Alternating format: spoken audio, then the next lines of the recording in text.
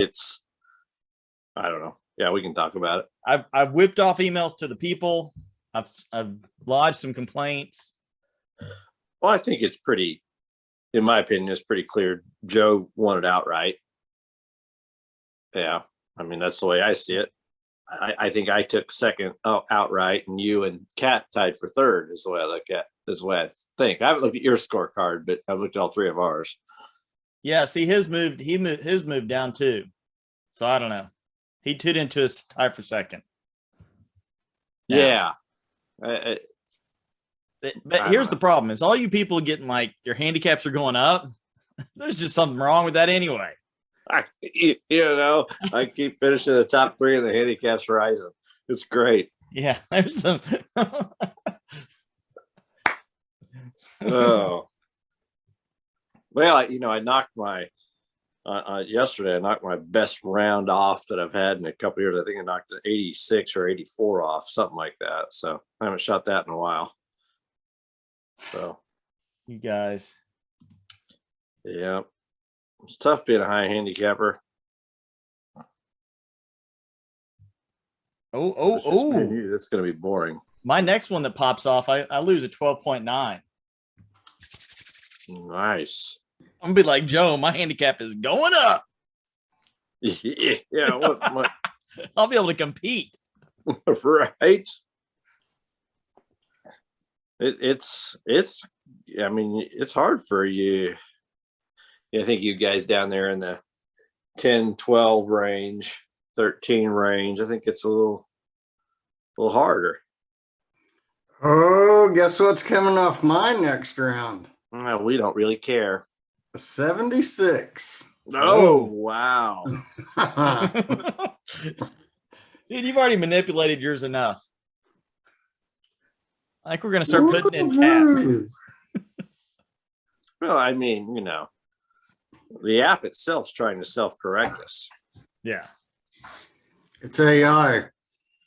It is. I blame Kyle Warren.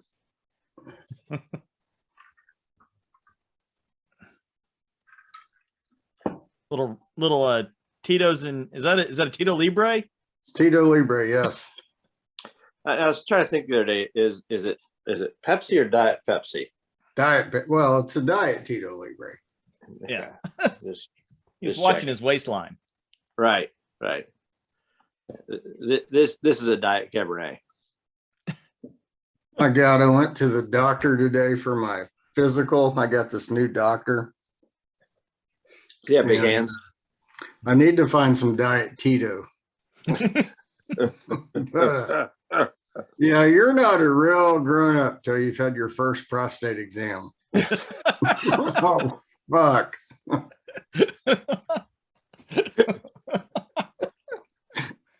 It was the Moon River. Whoa! You warm those hands up a little bit there, Doc. Doc, why do you got both hands on my shoulders? Do you guys remember that weird doctor in Cannonball Run where Burt Reynolds and Dom DeLuise are the ambulance drivers? He had the Dr. shot he was trying to give everybody. Dr. Jellyfinger. Yeah. Oh.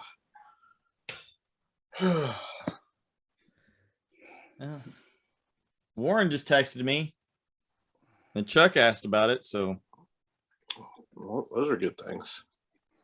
We had the weirdest thing happen in our group yesterday. Chuck had hit a couple of just complete bomber 3-woods. And we were back there. I guess it's number 6, that goofy par 5 where you got to play like 90 degrees back to the left and then go over. Because 7's the par 3. Mm-hmm. right. So I think 6 is that goofy par 5. Yeah. Where you can go for it. Yeah. In 2, Yeah. Oh, but it's yeah. got all the rocks and stuff. Yeah. Yeah. So Chuck smoked his 3-wood and he turns around and points at me, and all he's got in his hands is the shaft. And literally about 50 yards down the fairway is his club head. Well, he walked up on the last green, and I guess that was Chambers. He borrowed it from Chambers. Do what? That was Chambers 3-wood. Oh, it was? Yeah. Oh. Well, He came up and he said, "Hey, here's your 3-wood back." uh-oh. Yikes. Yeah, that hole last year, I put up my infamous 16. Oh, was that it? Yeah. Oh, God. You know, I had trouble getting up on that stupid green. And then once I got up there, I knocked it down that low spot, which is very low on the left, and couldn't get out. And then I knocked it over and then back down in, back, whatever. Yeah. So I think I bogeyed it yesterday, and I was like elated. So Schultz, I'm trying to figure out which hole it was because you guys were in front of us. Okay. And it was going, it was headed due north, so the wind was behind us. Okay. I think it would have been 15, maybe. And I mean, you bombed it and you were kind of over on the right side, but about green high. And there was that brown, like that wooden bathroom right there. Uh-huh. So my drive ended up right next to the wall of the bathroom. Jeez. I was past the flag. Yeah. Oh God. Turn that camera off. Jeez. Oh, look at this. We got a full house. Oh, see if I can't knock everything over. All right. You guys ready to talk about this? Joe's got a Tito Libre. Shoal's got a Cabaret. Diet. Diet Cabernet. And the Senator's got a nice ice water with a splash of lemon. No, got a back scratcher. Okay. I don't want to know where you're sticking that. I think it looks aggressive. I My think good Joe's buddy, doctors used that earlier.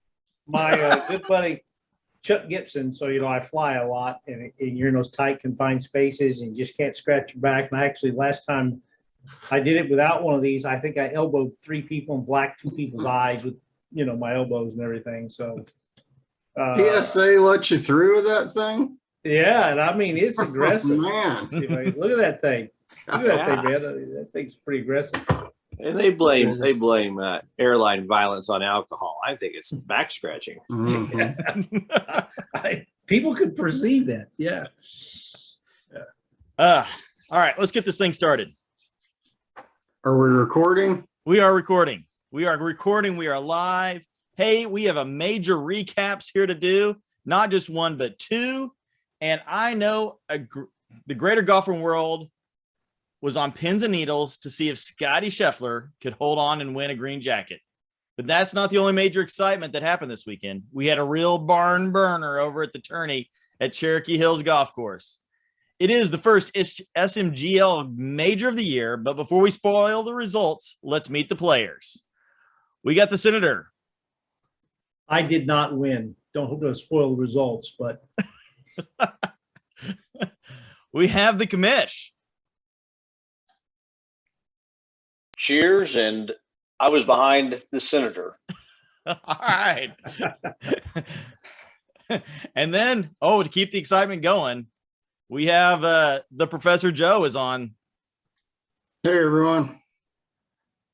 And we got Jason Scholes. Special guest, but did I win or did I not? Yeah, multi-time participant here in the pod. He's becoming a regular. We're going to have to get him a hat and a flag, which is, one of the things I think we need to get the guys on. I was thinking about this, like SMGL flags to hang behind us. Oh, that's what we need. I think they're like 25 or $30. we could probably do it with it. We could probably do it Purchase with it. order request. I'll get that out this week. I could do it with a bed sheet and a Sharpie marker. We're classier than that. We're much classier. Yeah, use the pillowcase. Yeah, come on, Sharpie, spray paint, tag that baby. All right, let's hit the wider world of golf. We've got a Masters winner, Scotty Quad Putt Scheffler. Hey, here's the thing about that guy. Do you know how he won that game? How he won a green jacket? What was his skill set? Scores were lower than everybody else's. That is a true statement. That is factual. Anybody else? Time ran out before he could putt anymore on 18.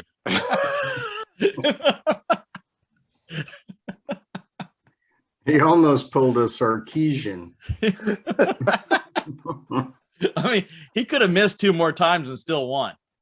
Oh, Joel, any guesses? What was his main skill set that he kind of lapped the field on? well, probably on the number of putts except for hole 18. Yeah. It was strokes gained, around the green. Short game. When he missed the green, and he didn't hit all the greens, but when he missed it, his next one was a 1 putt in within, 6-8 foot, even when he got in some nasty situations. He wasn't the Chuck's best got- driver of the ball. Yeah. Chuck's got a good short game off the tee box. I mean, How nice of you to notice. yeah. So you're saying the Masters was won by the person that made the most 1-putt pars? That sounds familiar. Who's been saying that for 3 years, Yeah. Professor? And you go into it, and one of the people I got kind of emotionally tied to was our boy Javi. And as soon as the tournament started and I started watching, I go, there's no way this guy can win because he is last in strokes gained in chipping. Huh. On the PGA Tour, hey, if he doesn't hit the green, it's bad news. The good thing is he hits a lot of greens. So that kind of threw it out to me. What do we need to work on? Driving. You should all go to the driving range. The drivers could be better. Pound balls for hours on the driving range. Joe Yeah. Gilbert's right. That and three wood. irons. Why do you take irons to the range? You just take your driver, right? just Oh, you're gonna run out of tees eventually. Then you'll need that 3-iron off the deck. That's if you can hold your 3 wood together. Oh, So, all right. So one of the things in there is they played a Perry Maxwell. He reshaped a bunch of those holes at Augusta, and was the original architect of Cherokee Hills. Perry's signature is a signature move on a golf course is a false front. Okay, false front of the green. Do you think this is genius or stupid?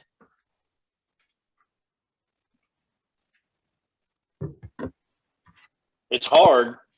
Hard. I don't like it. I don't know if it's genius or stupid, but I don't like it. I mean, I fall in the camp. I think it's really genius and beautiful on a golf until I hit a ball up there and it rolls off the green. And then I think it's the stupidest thing anybody ever built. Yeah, I mean, it happened to me on hole 3. I hit a good drive and I hit one I thought was going right at the pin and be a little bit short of it, and it was a little short of the pin and landed right on the front of the green, and then I was 5-10 yards off the green. Yeah. So I don't like it. It is like trying to land the ball on an upside down bowl out Yeah. there. It seems like. I mean, I was the same way, Schultz. I hit the green on 3 on the left-hand side, and it rolled all the way down to the cart path, probably, Oh, 20, Yeah. was it 20 yards down the hill. yeah, it sucks. Well, I think one of the worst ones is 16. 16 is that par 3. It's not too long, but the pin was over to the right and it falls off that whole side. So if you come down that hill, you're at the bottom. And it's a hard stop. That's where I was. That's where I was after my second shot, Yeah. because I was in the trap on the left-hand side and hit it up on the green. Did not check up.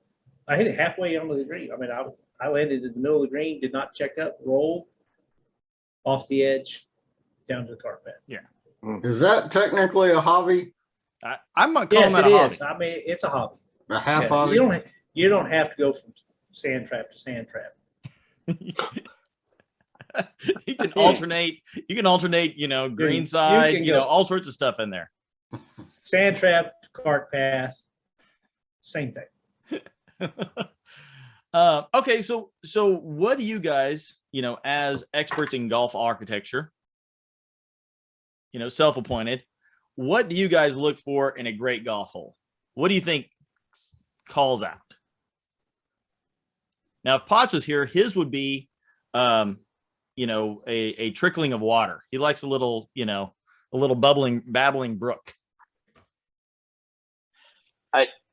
I can't tell you specifically what I look for, but I can tell you where it's not found.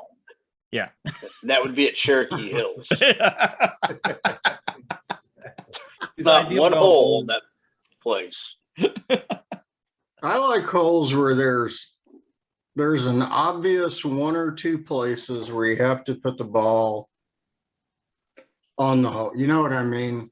Because you've got trees or creeks or whatever. You got to put the ball in the right spot, and then you get rewarded. It's not like the first hole of fortune where you, as long as you keep it out of the driving range, you can hit it damn near everywhere and have a shot at the green. Yeah. I like that hole. I was about to say, I like bailouts positions. Yeah, I like holes that have a lot of room to the right if you miss the fairway, and then on top of that, I like that they have a lot of room to the left if you miss the fairway, and that you have the ability to get back in play. Those are my kind of holes. The old spray and pray. Yeah, I don't try to play that way, but it happens. I like that. I mean, I'm a big fan of what I'm getting to be a fan of. I don't say I would always been this, is ones where you have to think a little bit. You're not just grabbing a driver and banging it off the tee box. You do have kind of a, you know, a risk reward if you're going to grab driver and go after it. But it's not long enough that you have to hit driver or you're kind of screwed. Well, hell, Sean, that sounds like Big Sugar, and you hated that place. Maybe I'll love it that when we is- go back in Yeah, that was 2000. big. Never. That was Big Sugar. Well, that was Joe's target. That's like playing desert golf without the advantage of having the openness of no trees.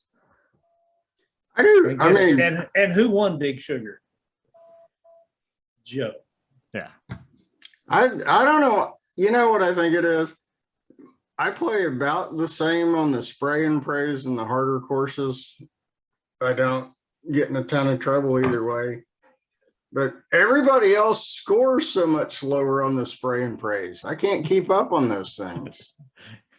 You're not a birdie fest guy. No. Because they're forgiving. Yeah. And You need more spray or more prey?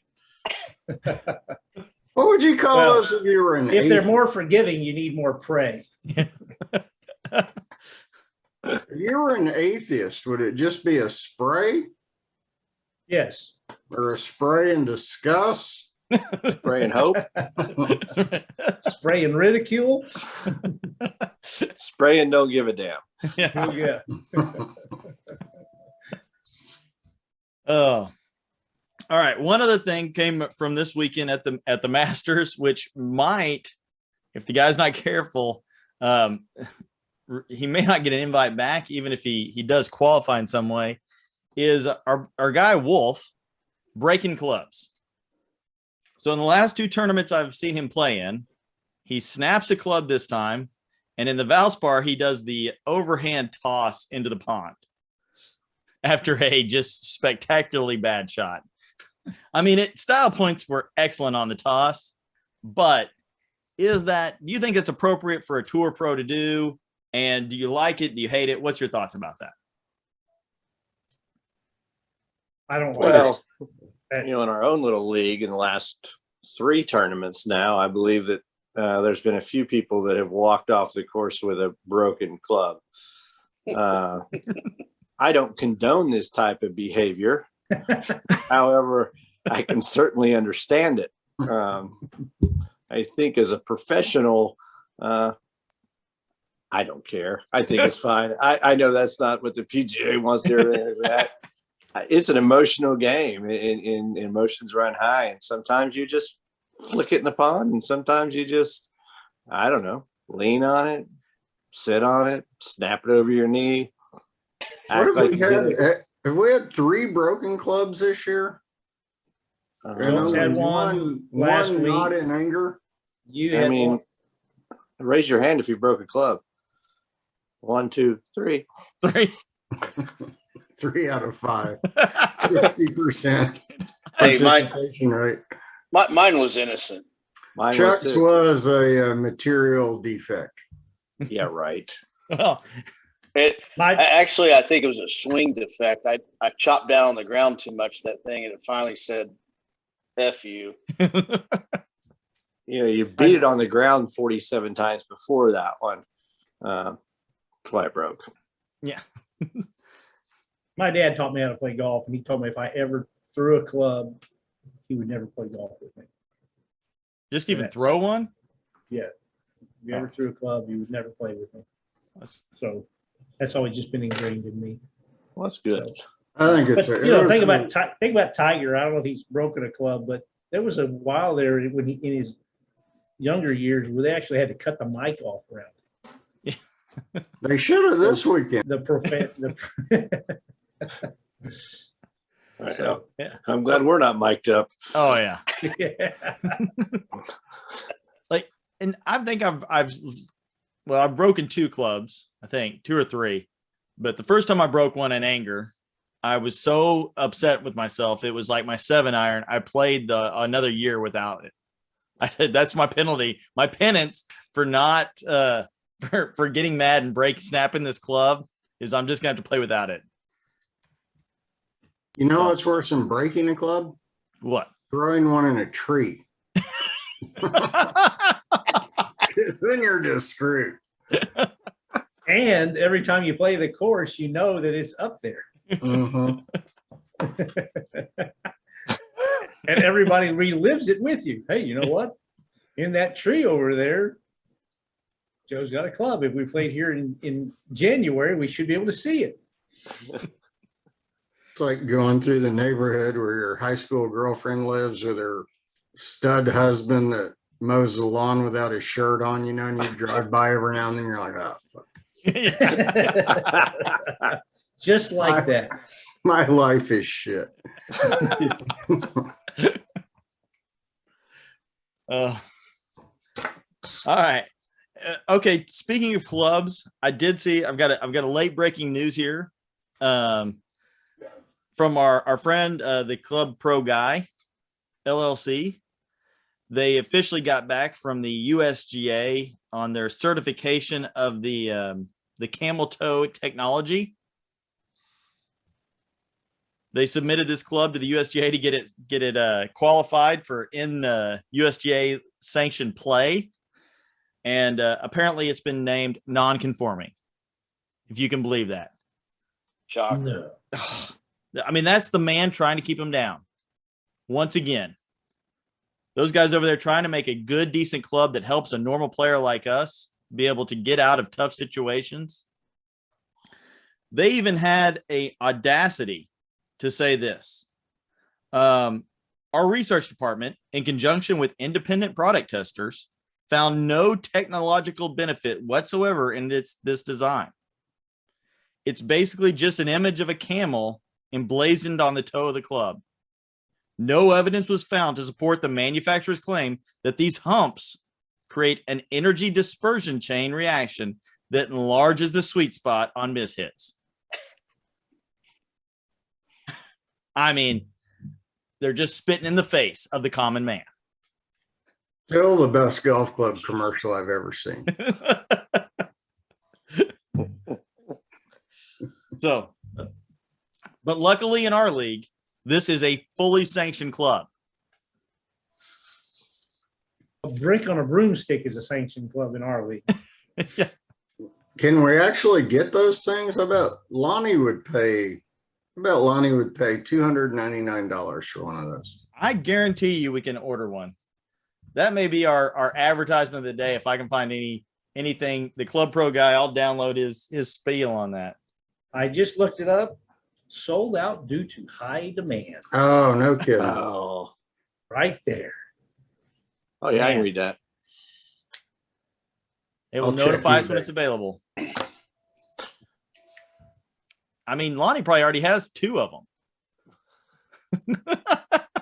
What was it called? I mean, there's an actual name. It's like the 747 or It's something. the XE 747. 747. Punch Out Club. I think that was also Elon Musk's kid's name. Right.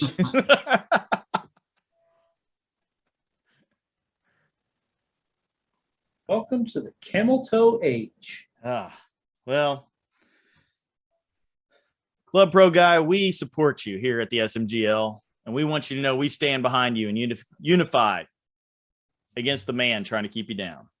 I got a question though. If I had a camel toe Then you'd be a lady, but club that was not a purposeful pause in my bag and say I'm playing with Chuck, could he borrow it? Would that be legal? Because he's playing a club outside of his bag. I think it's legal if you don't have a club limit. I mean, he might not have room for it in his bag. We just carry it between the 2 bags. There you go. Yeah. The car. I think that would be legal. It's a community club. I don't think we have any play in your own bag rules, much like we don't have a play only balls that come out of your bag rule. Those rules don't apply to beer. I mean, our beer is free for consumption by all. So Yeah. I hate to revert back, but if you ever get really bored and you're not at work and you'd like to search camel toe on eBay, it's quite entertaining.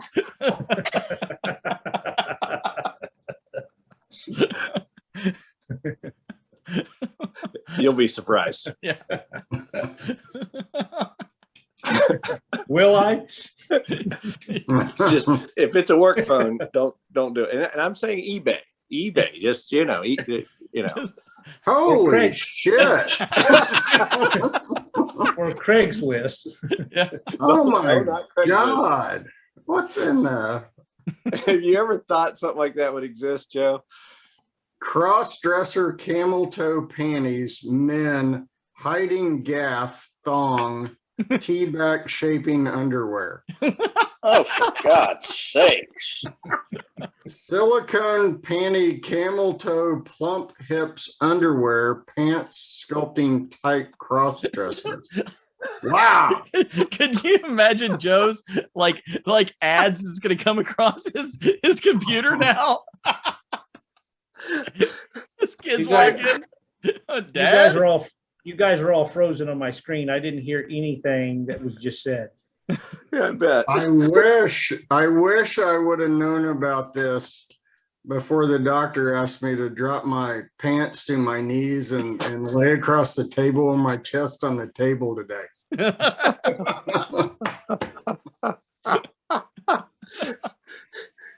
Joe visited the doctor. His name is Dr. Fatfinger.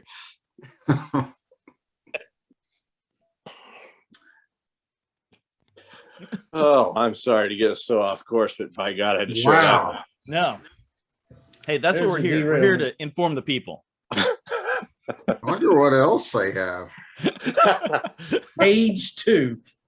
Page 2.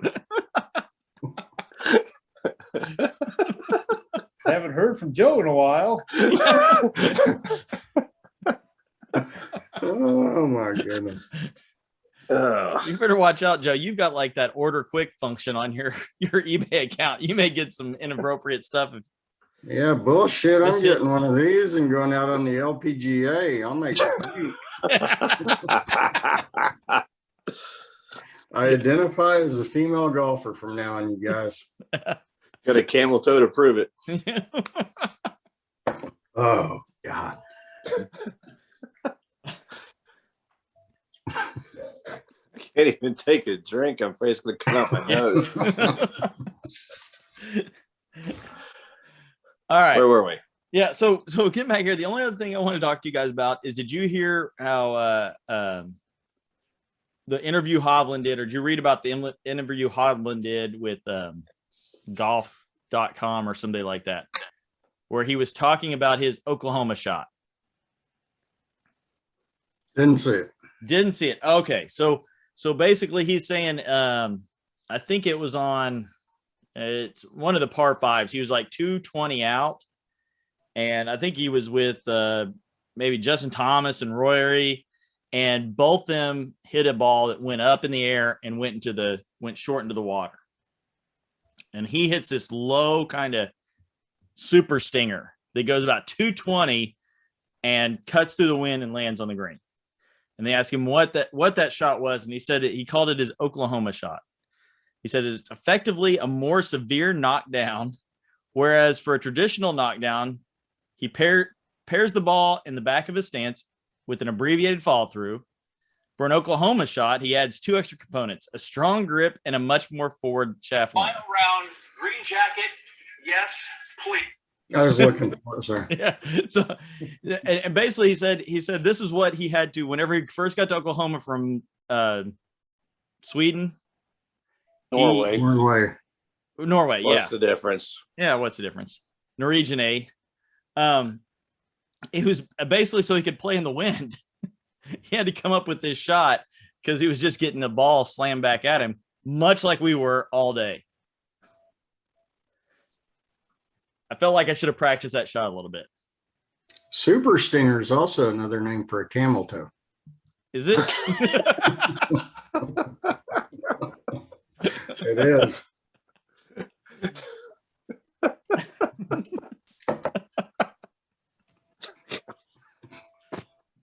Didn't you guys go to college?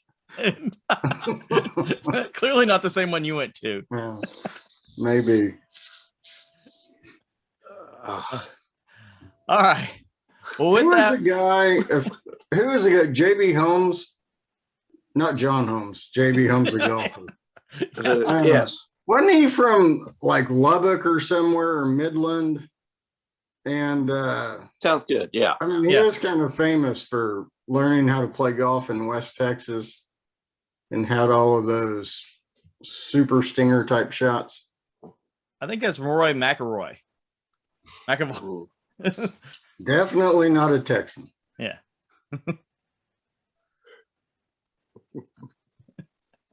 So, all right. With that, we're going to take a quick break.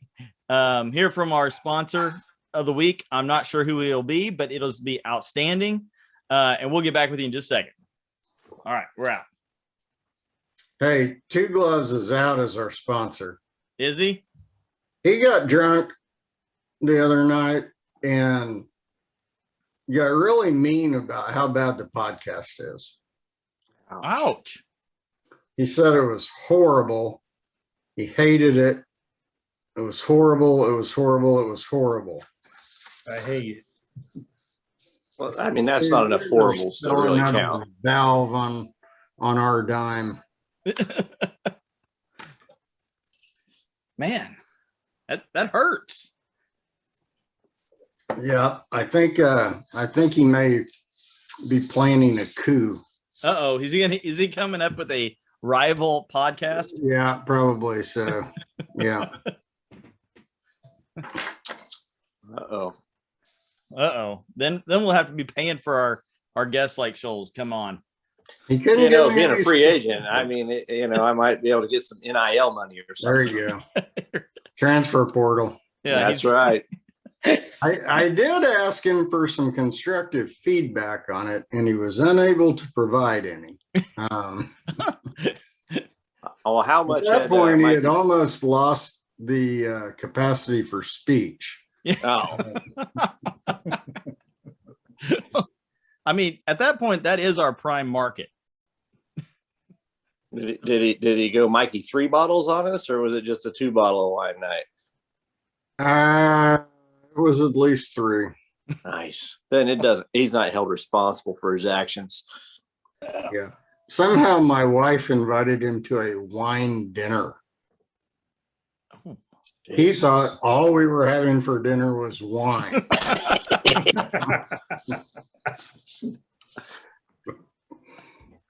I mean, I can drink some wine, but Mikey, 2 bottles, he can throw it down. It's what makes him special. Well, we all have our talents. Yeah. Well, he was going toe to toe with Guy McCune this last weekend. That can be a scary cart to ride in. On cigarettes? Guy said he only smoked 2 cigarettes all day. On the first hole. Because Okay. the wind ate them all up. That's exactly what he said. He goes, he only legitimately smoked 2 because the wind ate everything else up. Schultz, have you talked to Seacat? How much did he leave with last night? Because he I had haven't. a I talked fucking to him. mountain of chips in front of him. Yeah. 50 You guys see 50 those cents. pictures? I saw Oh one. my God. Yeah, I haven't discussed that with him. I'm not going to talk to him this week because I'm going to tell him he's didn't tie me for second, so it's going to be a problem. Uh-oh. Some controversy there. All right. Well, he didn't. Huh? Never mind. Oh, hold on. All right. So we're getting ready to talk and break down the Indian Open, our SMGL major #1 of the year, played at Cherokee Hills at the Hard Rock Casino.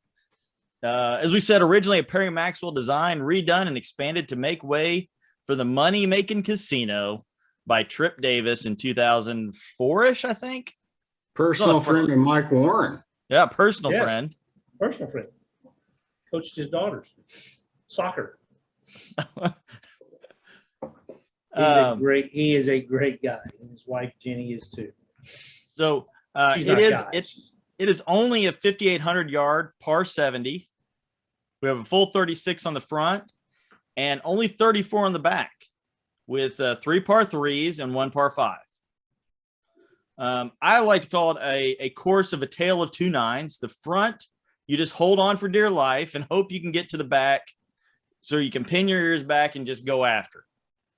That's kind of my take of that course. The front 9 is just brutal, and the back 9 is where you can kind of make up some ground. So would you guys say the weather was a factor? I thought the temperature was great. Yeah. Humidity was pleasant. Yeah. Dew I mean- point, barometer, all were spot on. Yeah, I never saw Joe's hair move an inch. Wind chill wasn't really a factor. No. No. Didn't rain. No rain. I did feel a sprinkle once. No measurable snow. No. I either did feel a raindrop or a bird shit on me, but I didn't see any residue. Well, So that was me spitting on you. So yeah, I think that was somebody spinning on the highway that just shot like a rocket in that 40-mile-per-hour wind. The possibility. Do birds pee on people? I mean, you always hear about getting crapped on by a bird, but you never hear anyone complain about getting peed on by a bird. I'm curious. I don't Anyway, I don't that know. could have been what it was, Schultz, if you didn't have any residue afterwards. You can look that up on eBay, Joe. Yeah, look up bird piss on eBay. See what Average comes up. volume of a bird urinating. Okay. I looked it up, and this is birds urinate and fecal matter are removed together. Oh, so you do get peed on by birds. Yeah. Yes. Simultaneously shit on. Yeah. At the same time. Humans, like it says, mammals have two means of removing waste. Look that up on eBay. This is such an No, no. educational program. All right. So, I mean, would you guys agree that it is the front and the back nine are like two completely different courses? Is that just me that thinks that? No, I mean, the last two times I've played there, I score much better on the back nine. Yeah. You know what it And is? It's Satan Corner's big brother. Yeah. So the front nine is Satan Corner from the blue tees, and the back nine is Satan's Corner from the white tees. But the courses are somewhat similar in the way you have to play them. Yeah. I don't know. I'd I'm say- always so beat down after the front nine. I can give two shits about the back nine. All right. So what I want to do is, because I know everybody here had to have a train hole wreck, had to have a complete disaster. We're just going to go around and let everybody tell their story. So who wants to lead us off here? Who's got one that they're ready to go with? All right, I'll tell mine because you guys are just Okay, you guys- so patient, so patient. I'm gonna number one. I just hit a little bit left, wasn't in a bad spot. It's a par 4, long uphill. Second shot, I had about 140 in.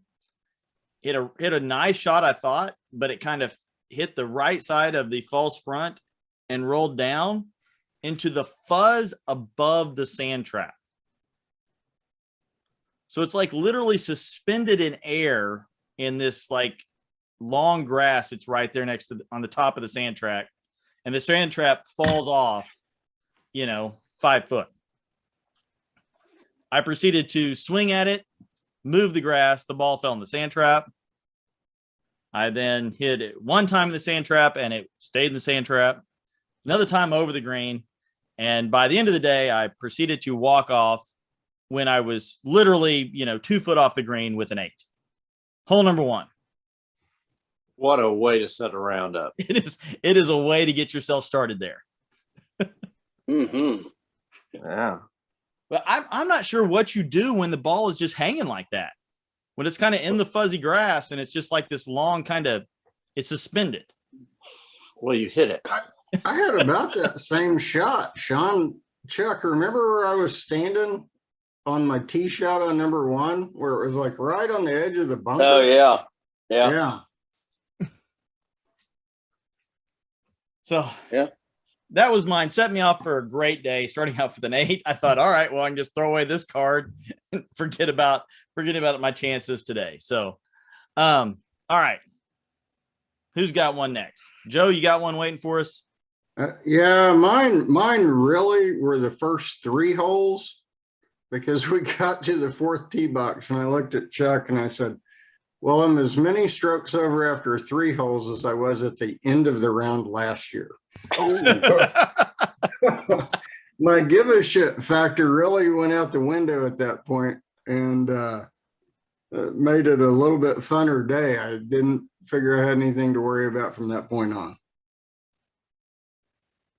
Yeah, mine was hole 5, which, that's that fun little par 4 that's long as bejesus, and then over the water and up the hill and through the valley and stop by grandma's house or whatever. But I sprayed my tee shot over on to the fairway of 6. Oh, Right. I didn't know that was possible. It is. And then remarkably, I punched it through, well, almost through all the trees back to the fairway. And then I stood in a sticker bush and got it the rest of the way in the fairway. And then I chunked about 2 of them down the fairway, and then finally got up there, and I think I 2-putted it for a 9. And at that point in time, hole 5, I had given up. I was in the same boat as everybody else. Like, I'm done. There we go. Nice 9. Have a great day. I think that's the case. All right.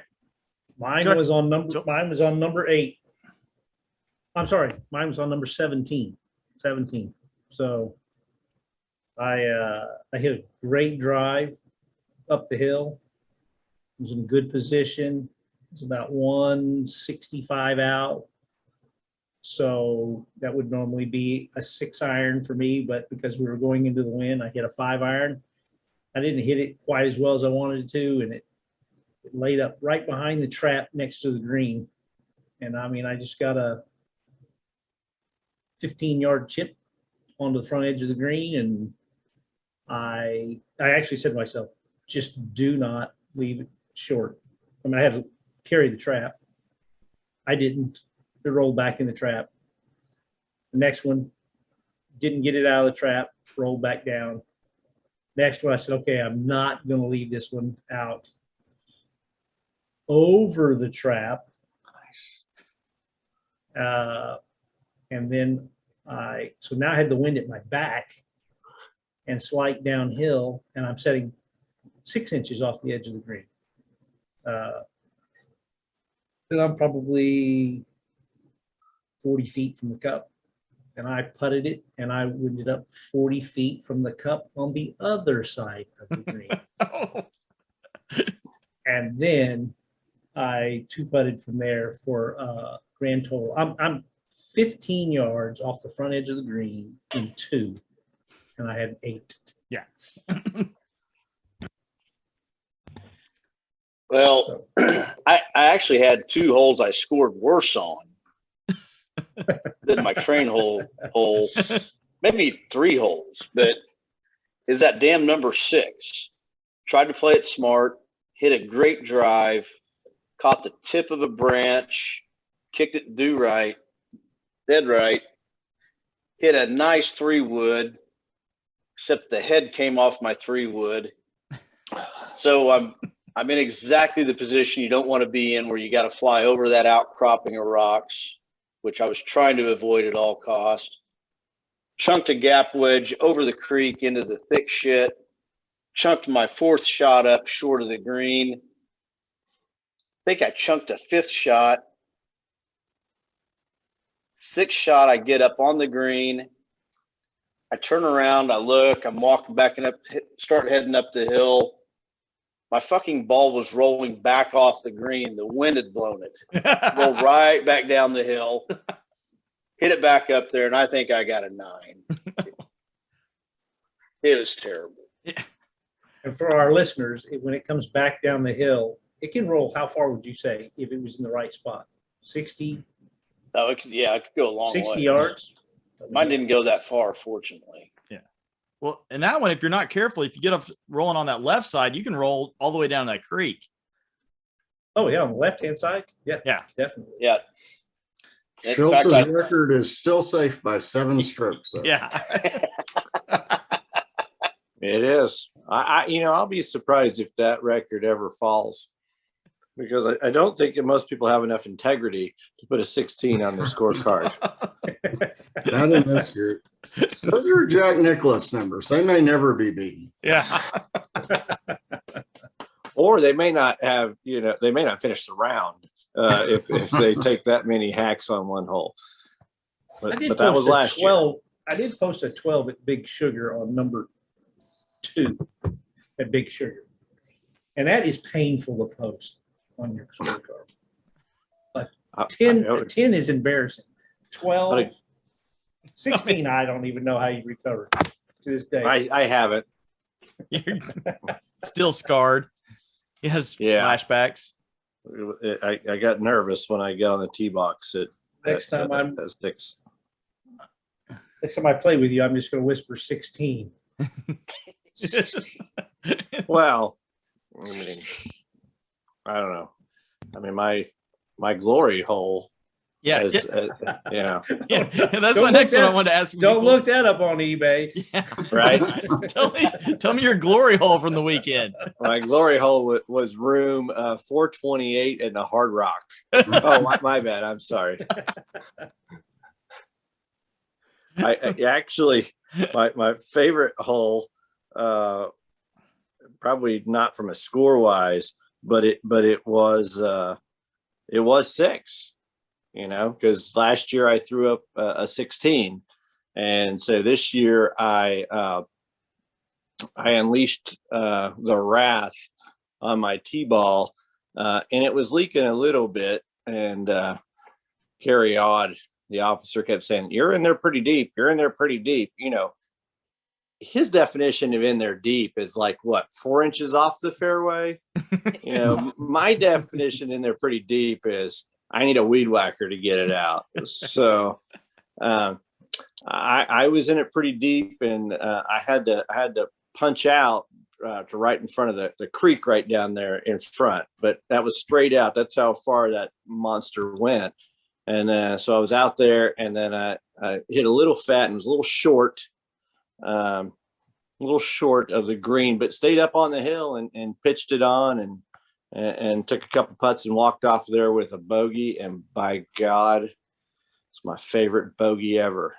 Yeah, that's a victory right there. After the 16 from last year. So top that. Oh yeah. So Glory Chuck, hole. did you have a glory hole? Room 428. No, I really didn't. The number 14, the par 5, I actually somehow into the teeth of the wind got on in 2 and managed to walk off with a bogey. Oh. Yeah. I had I have no to good s- holes. Have to say. Joe, did you have any good holes? My best hole was number 10. I hit my second shot. I didn't have to putt the birdie putt. The second shot was 15 inches out probably. So If even. Nice. I think my best hole was 16, that par 3. Because I hit it right over the flag, and I was down in that hole on the back of the green, and I chipped it on, and I was about 10 feet past the hole with a downhill putt, and I made the putt for a par. That saved my bacon. Oh. Yeah, you got to watch those downhillers because they can go away from you. So I saw you fly that, and I was very proud of that shot. I was grateful to see you do that. I didn't realize that you got up and down. Congratulations. Nice effort. yeah. and I have to say that I throw out there my glory hole was 10 as well. First time ever, I think I drove that green and Right. legitimately almost hold the eagle putt, but missed it by about 2 inches, and it rolled about 3 inches past. So you made par. yeah. So yeah, no, made a birdie there, but felt good to have that one into the wind.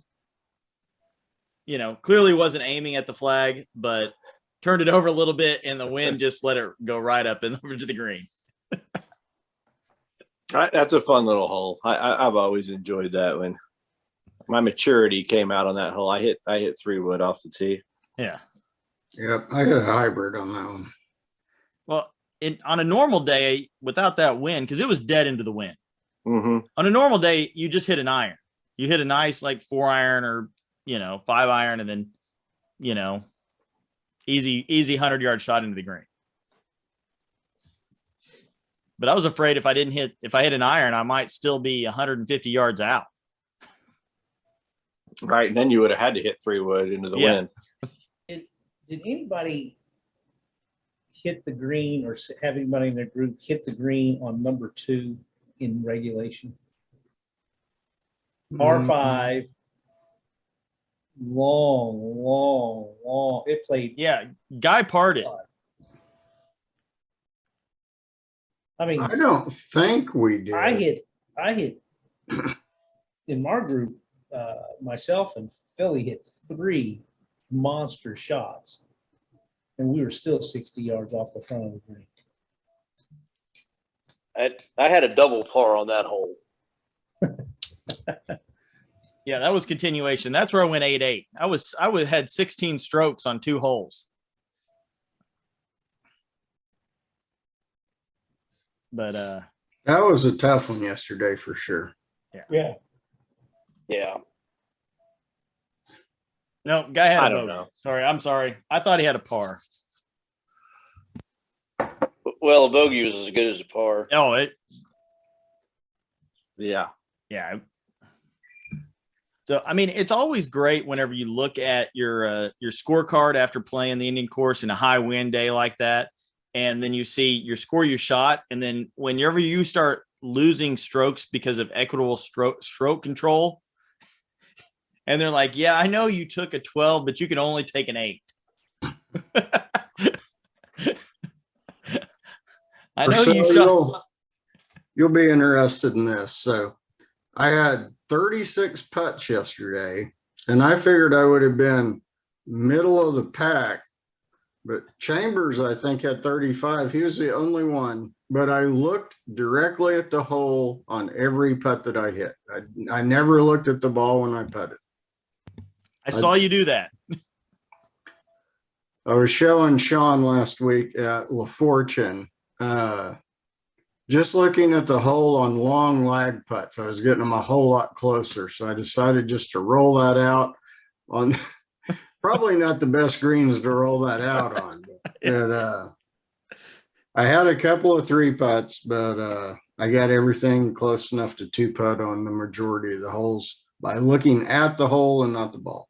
See, and Joe, after we did that, I sat there and I actually took 2 putters out to the practice green because I wasn't sure what I was going to do. I went with a new putter and I tried that approach.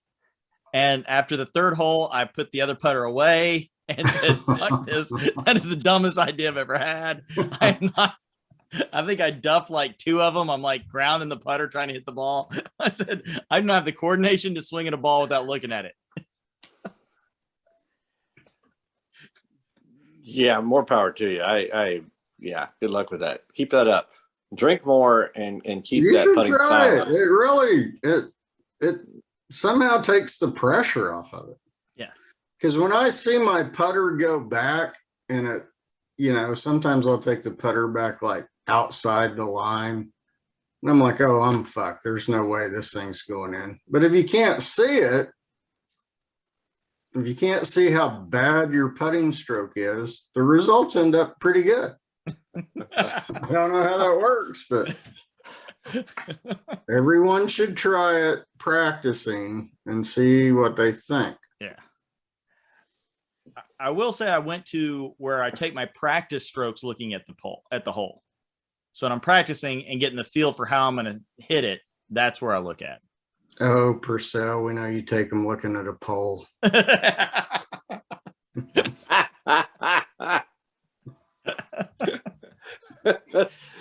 Oh. Camel toe putter. That's it. That's what we need, a camel toe putter.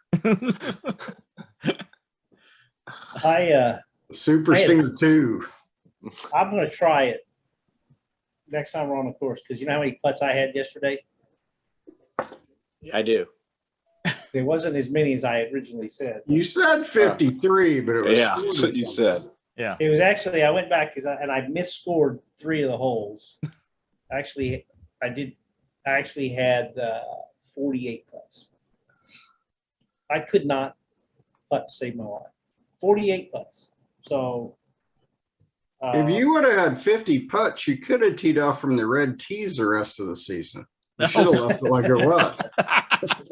Is that a rule? You get one of those special flags on your golf cart and you can drive wherever you want. Park on the green. It's not something I'm proud of at all, but wow. It's covered under the GDA, Golfers with Disability Act. Yeah. You have to wear one of those That's what red hats like the old ladies at the restaurants. Yeah. Oh. I think you have to play in a football helmet, though. Bicycle helmet at minimum. Yeah. All right. So real quick, What do you guys love about this course? Because it's a major and the committee may fat fill you just like they did Mickelson this year. If you speak ill of the course, we're going to go ball positive. What do you love about the course really quick? Scholes, what do you love? I love that it's behind us. Love that it's over. Love that it's over. All right, Chuck, how about you? You're gonna have to come back to me, babe. All right. Senator, what do you love about this course? When you do score well, it's an accomplishment. You know what I'm saying? When you bogey something on this course, or par something on this course, it's an accomplishment. You know, it's like it's something you should be proud of because the course will test anybody, really. So, Okay, Joe, how about you? I love it because it fits my game like a deformed glove. like O.J. Simpson's glove. Exactly. It's my OJ glove, of course. It doesn't fit, you must acquit. Oh, And I honestly don't like anything about it. There's not one thing I like about it. I like the back nine. I'm gonna say the back nine is kind of where I kind of feel like that's a course I like to play. And there's nothing about the front nine I like. I also liked it because a nice gentleman asked me if I was 55 and it was only $40 when I told him I was. Oh, is it only $40 if you're 55? Yeah, apparently. Now, Yeah, I it's can $40. I can get behind that. I do like the discount, the senior discount. Okay, I don't know if I should feel offended or privileged by the fact that I only paid $40 for the round. Well, I did not pay $40 for the round. Paid 60. Yes, I did. I'll got tell you, Averages out. all my money's worth. if I had to pay 60, I would have been upset because the tee boxes were horrible. Yeah, Yeah, they were. I mean, the tee box, Big Sugar's lawnmower artificial turf tee box was better than several of those. I do want to clarify that after he charged me 60 and said, do you have a player's card? And, you know, I tried to state my case that we didn't need one because we were special. And after I lost that argument, I did get, and this made it all worth it, I got a free bag of teas. Oh, well, there you go. I It thought it was, averages out though, because I paid $40 for a round of golf on my senior discount. And today I had another man's finger at my butt. So karma. Yeah. Charge me 70. Karma. Some people think it's a bitch, but it sounds like it's a finger. he only charged me $40 too, though. So It's your copay.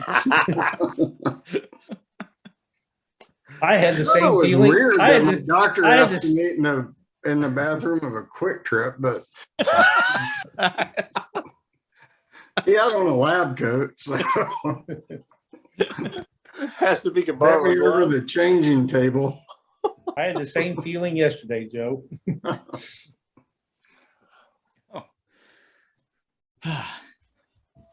Getting old's not for sissies. Yeah.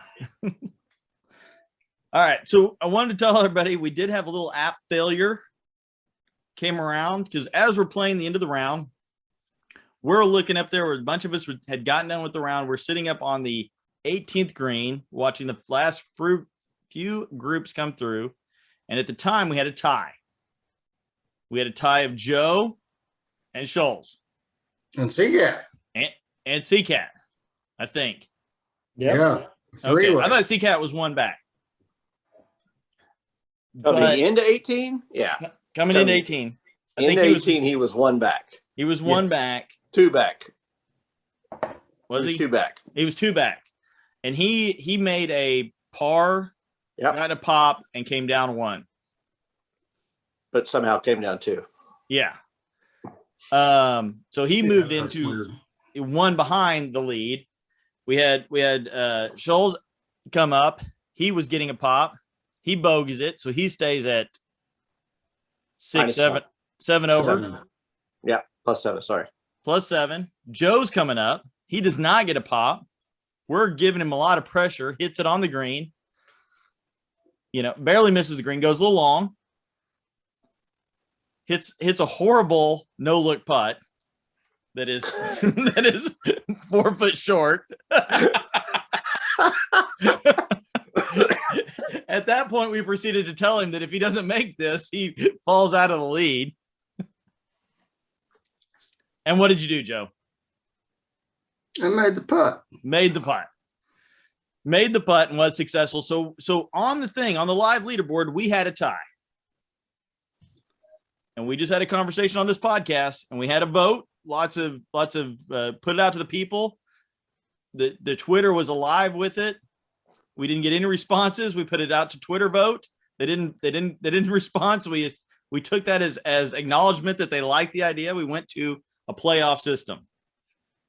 As it turns out, that there was some discussion about it during the playoff. Oh, Yes. There was. There was a lot. yeah. Oh. so once it becomes real, it becomes a big deal. Joe, you and Jason went to play a playoff hole. I had to go because my Walmart order was ready. Good God. Look, I don't want to put my shit back on the shelf, dude. I got to go get that stuff. Plus, I didn't want to get trapped in emergency 9 with you guys because then it would just go all downhill from there. Mm-hmm. So you guys went to go play the extra hole. And what happened there? Well, Seacat got in on the tee box, and it became a 3-way playoff. How did that happen? Well, somehow he went He to reached up and said, "I'm in the playoff." and the leaderboard had him tied with us. Yeah. So 3 The of us took leaderboard- off. Did have him tied. Okay. At the time, we were all 3 tied. I don't know how, but that's all good. And so I told Joe as I was walking up there, and there's probably about 12 guys standing around and acting all giddy. I said, I feel like we're like meeting at the flagpole after school to fight or something. They didn't care who won. They just wanted to see blood. They wanted to see blood. So I just wanted to get over with. So I stepped up to the tee box and just swung as hard as I could with a 3-wood, smashed it right down the middle to put the pressure on everybody. He did. I swung a little too hard and pulled it left, but one of my longest drives of the day, and I had a perfect window through the trees to the green. Okay. Seacat sliced one over into the driving range, and I think he had to take a drop, didn't he? I believe he did have to drop. Yeah. He only had 8 people in there looking for that golf ball. Yeah. You have, if to hit the driving range, you have to go across the 9th fairway. So it was way right. He was in the tall grass there. Okay. Yeah, maybe. Yeah, you're right. Not the driving range, but Tall Yeah, grass. he- in the he was in gun. that tall grass. He needed Yeah. your eyes, Sean. Tall grass. I don't think he found it. Maybe he did. I proceeded to leave mine short on the false front. Yeah. So So did Jason. I felt really good about it, and I proceeded to leave mine about, I don't know, 6 feet away from Joe's. So we were both standing on the hill. There you go. Seacat was down there bouncing balls off trees and stuff, and then finally he just drove up. So I chipped up and played it a little long, but it backstopped off the hill, rolled back down to maybe 6 or 8 feet. Yep, 8 feet. Yeah. Okay. I hit a little one in there, landed at about Joe's ball, and was like, oh crap, but it kind of ran up the hill and it started to trickle back and stopped right about dead next to Joe's ball. Actually Tapped. touched my ball. Tapped his ball. Actually Yeah. tapped it forward. Yeah. Schultz had to give me a read. I Oh, did. a putting contest. I did it, and I hit a good putt, and so I gave him a very good read because I skimmed it right on right on the high side, just right over the edge of the cup, and probably put it past 2 feet. Okay. I don't remember. Did we have to putt out the bogey putts? I did. You didn't. Okay. Yours was about, I don't know, about a finger's length. If I ask you what your doctor said, about a finger's Yeah. length past the hole. All right. So you tied through the first hole. Yeah, on 2. On to 2. On 2, There- par there- 5. that's where the controversy started, though, because we were playing straight up Yeah. in sudden death without any strokes. And a certain member lost his fucking mind and got all up in the commissioner's grill about it. And I don't really remember what was discussed about strokes and sudden death or any of that. Does anybody remember what we talked about when it was actually discussed? I think it actually was discussed that it was straight up. Yeah. if I We remember we correctly. talked about it, and as I was thinking about this last night, and I told Schultz and Joe this, that as I recall, when we were discussing that, Purcell made what I thought was a pretty logical point that all the courses we play, we go back and start on number 1 and play 1 and 2, however many holes it takes. But, typically it's going to be done after a couple, 2 or 3 holes. And the first hole is always pretty easy at every course we play. Second hole's not ever that bad, typically not that bad. So we thought, I think that was how we got the consensus to go with straight up mono a mono. Yeah. Because you got all your pops on a full 18. So if you got a pop on one of the 2 or 3 holes you got, that's a pretty significant advantage. Yeah, and Joe and I, and there's a pretty big discrepancy. We both had pops on 1, so it didn't matter, right? Yeah. So that it was legit. I mean, it was what it was. We tied. We went on to 2, and conversely, we both had pops on 2. So, so we took off that one, and Joe did what Joe does, and he just popped it straight down the middle. So against my better judgment, I pulled driver, and for the first time all day, I snap hooked it pretty nicely. And I'd like to commend the senator for the tremendous amount of effort he put in trying to find my ball, which we didn't. Yeah. We didn't find it. So I chipped out, tried to back in the fairway, but got a little strong and got over into the tall stuff on the other side of said fairway. And then I hit it out and advanced it pretty good down in the fairway. And then I think Joe probably, I don't know, Joe, your second shot was what? I was still 170 out, Yeah. but I hit it over on my third shot. Uh-oh. Yeah. My let's see, 1 in, 2 out, 3, 4. My 5th shot, I was 200 out into the wind, and I hit a really good one, and I was I don't know, 5 or 6 feet short of the green. And then I pitched it in probably within about 6 feet to put a little pressure on Joe. But And Joe, did the short game come through? Well, I got on and 2 putted for a bogey, I think.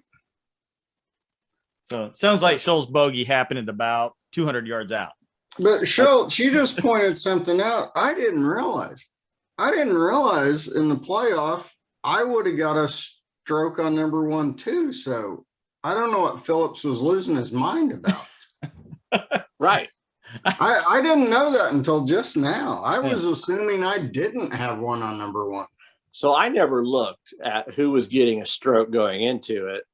Obviously, my handicap being much higher than yours, I was in the camp of you should get your pops. But then, looking at it, we both number 7 handicap. Yeah, no, you got a stroke on that one, you got a stroke on 2, and we probably would have had to got to 3. You got a pop on that one. Yeah. Yeah, so it's all good.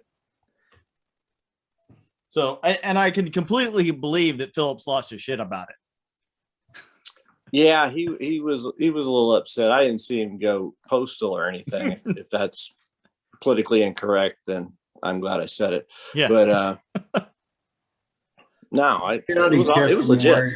My caddy kept him away from me. I was it was a fucking Sirhan type atmosphere. The crazy thing about your caddy, like going into one, you guys were up there reading the green for the chip and all this stuff. And my caddy, my playing partner, I'll let Mark Chambers remain nameless. He's back in the search party for Seacat's ball. I'm like, he's the enemy. Let him lose it. And I'm up there by myself, like 2-on-1. I mean, if I wouldn't have had a club in my hand, I'd been scared. He would have thought you're going to the doctor's office. Now, I know. Jason, I was with you, Jason. in our defense, we did give you the read as well. We told you there was a backstop. Yeah, hell, you were to make it right next to my ball. try to make it sound good, but you're standing on the green, Chuck, going, hit it right here, Joe. Just hit it right here. You'll do this. Oh, absolutely. Phillips, you just said you were 6 feet away from me. Yeah. Yeah. If it was good for him, by God, it had to be good for you. Well, it worked out. But I was standing. You hit it with the club I so lovingly Well, Reshafted. back together for you this week. Thanks for letting me borrow your shaft. Yeah. yeah. Well, It's 2 inches longer than normal. I don't know if you noticed that or not. But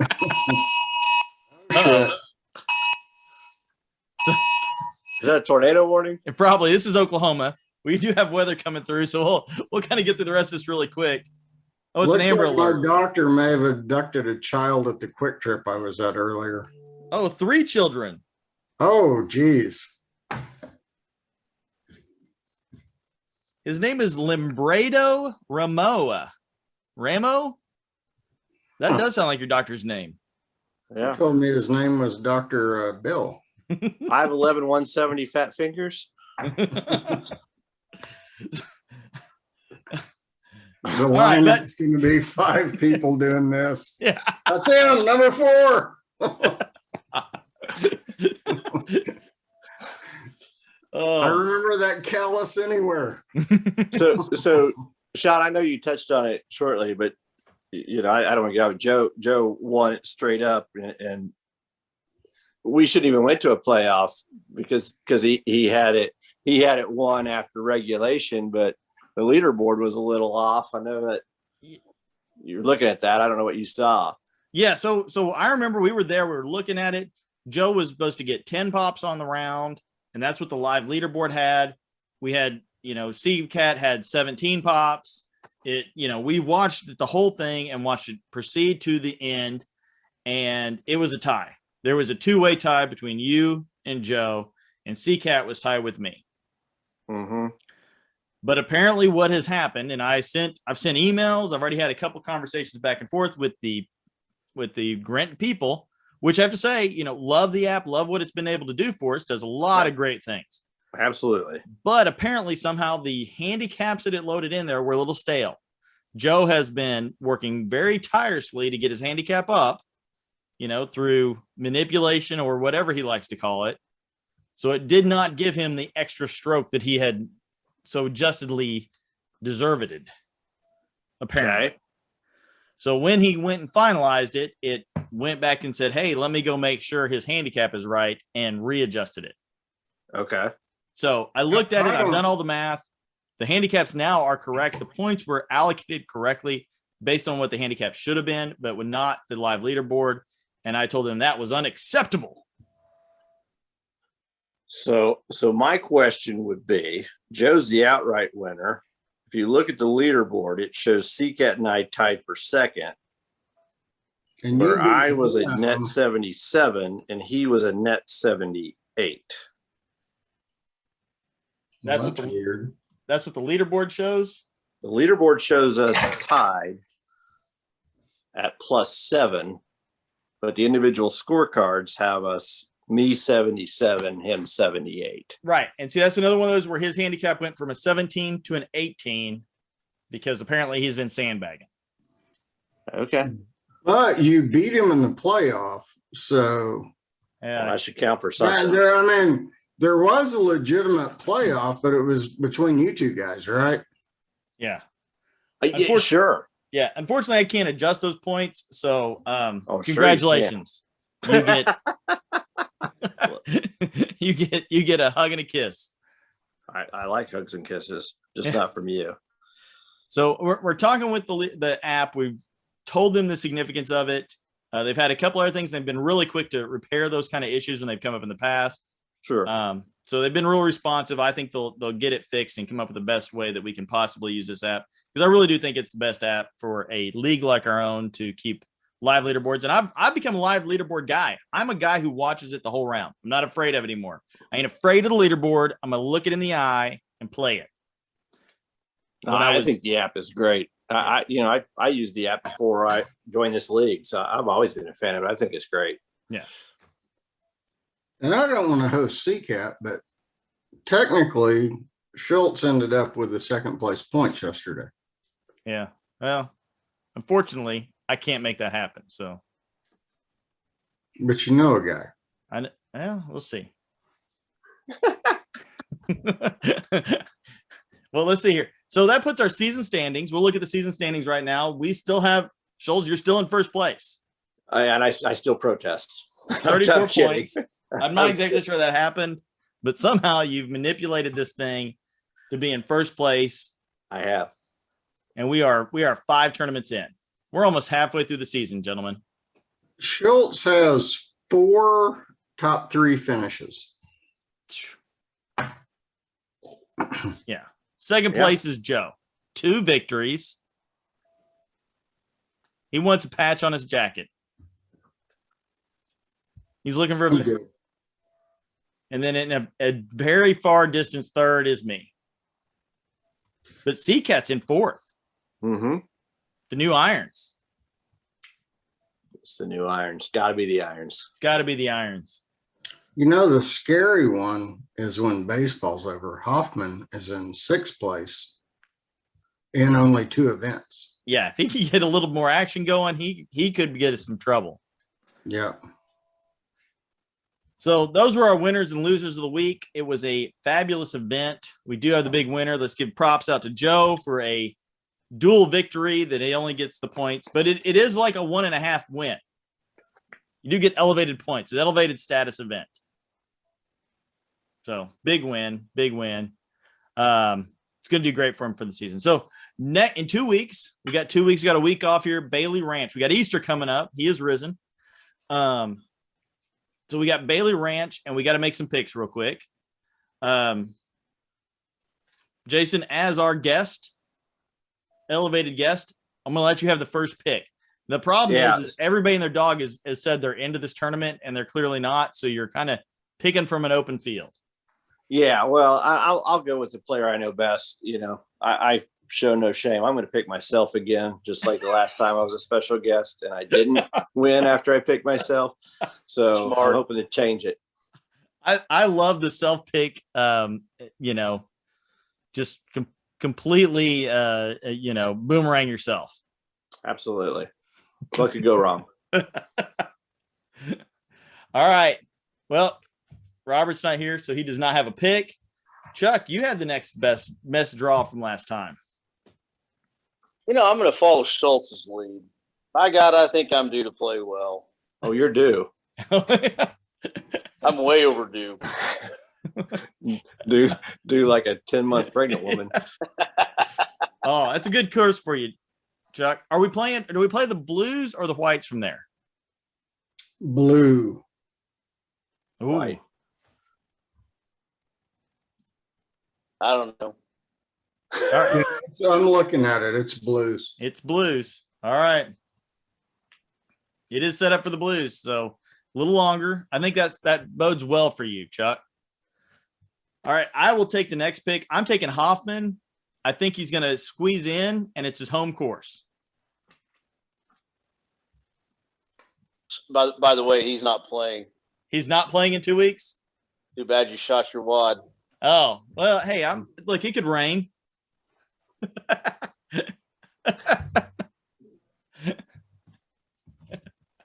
All right, Joe, you get the next pick. I'm gonna go with Guy McCune. Ooh. Guy McCune. He had a great round going. He had a couple of blow ups. Couldn't really cover from, but He's been hanging around the leaderboard quite a bit this year, and just he hasn't He's got it all the way losing. home yet. It's coming. He plays good at Bailey too. yeah. All right, Senator. Last, but fuck. certainly not Well, least. does he play good at Battle Creek? Shit. Okay, I'm sticking with Well, Chuck and I- I'll be out of it on the 7th hole. I will Inside joke. probably go, and I played with Mike Phillips this week, and he hit the ball off the tee really, really well. I mean, incredibly well, with the exception of 17. So I'm going to go with Mike Phillips. He's still Mike carrying a Phillips. high enough. He got high enough handicap that if he puts it all together, it was going to be him or Potts. But Phillips has been hitting the ball incredibly well. Yeah. So I'm going to go with Mike Phillips. I'm hopeful he gets into a playoff. Yeah, with me and Schultz. Hey, I want to be in the playoff as well. By the way, the playoff was exciting. That was fun, but we are going to get it resolved once and for all by a vote of the entire group. All right. And I for tell the you what. record, you were right in the middle of that playoff yesterday. Man, Phillips, It's fun. if he ever gets fired for looking at porn on his company computer, he's got a job as a lobbyist all lined up. What, I want to get to one where Phillips is in it and he's playing somebody like Guy, and he has to give Guy a pop. Yeah, yeah. He's like, wait a minute.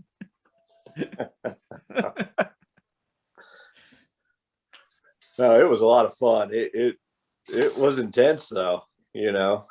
I mean, but I had a blast once we got there and started playing. It was fun. Yeah.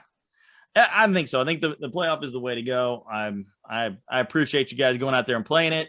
I appreciate you guys taking the time to come on the pod. We have taken our time, so we are going to get out of here. Hey, go out this week and try to suck a little less, and we will be back in 2 weeks. We're out. Thank you, gentlemen. Absolutely. Yeah, is everybody in for Bailey Saturday? I am. I am not. I think I'm I'm going not. to play. My daughter is coming into town, and I'm going to spend a little time with her. Good for you. Yeah. Chuck, you're Probably a in. good choice. Yeah, I think so. Purcell, did you say you're going to Goat Hill Friday? I've got a tea time Friday at Goat Hill if you want to play. I have to look, but if I can, I don't have Good to work Friday. Yeah.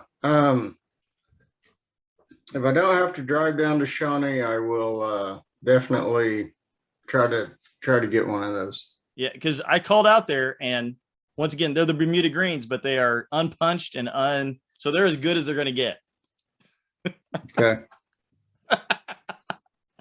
But we're not playing that course till like late in the season, so I thought I was going to try to get out there because it's one day of the year that I kind of don't have work and got a little time.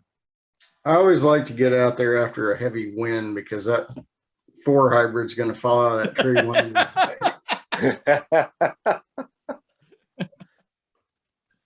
You want me to bring a pole saw next time we go out there? I've got one.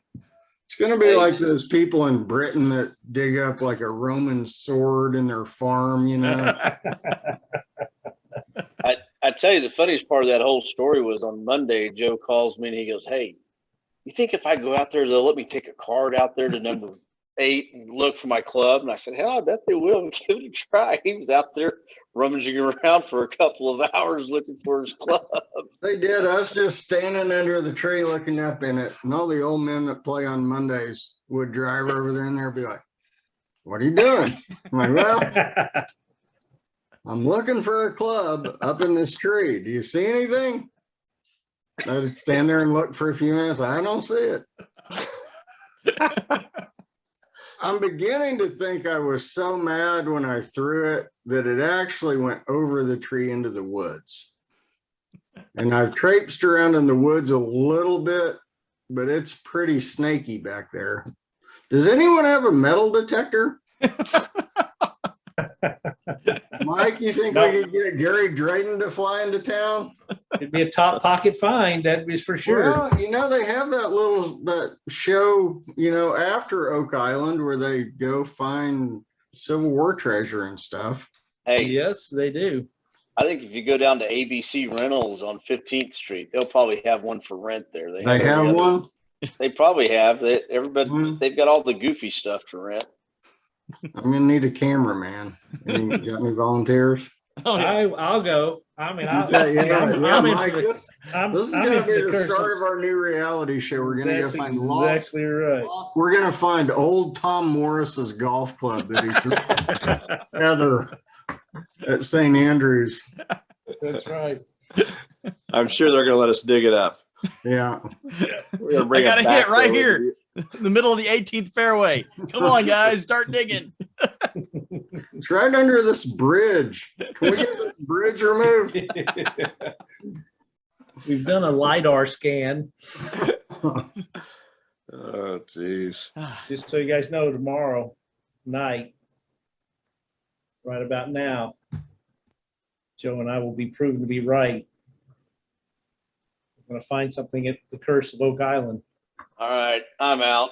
Yeah. You think All right. it's real? How much damage will it do to the Ark of the Covenant when they pull it out with that giant clamshell? That's what Janie McKenzie, they're like, if there's anything worth anything, it'll be Yeah. destroyed. Could you see it just pulling up there? The two little cherubs and one wing kind of swinging off there. Fucking burial shroud hanging off the end of the bucket. Hey, Mike, they've been setting us up. They're doing it the Tuesday before Easter. Oh. There you have it, folks. So- Tune in tomorrow. Right. History ha- Channel, 8 p.m. Hashtag spoiler, the tomb is going to Yeah, be no empty. kidding. It's going to be a big blank. It may actually be.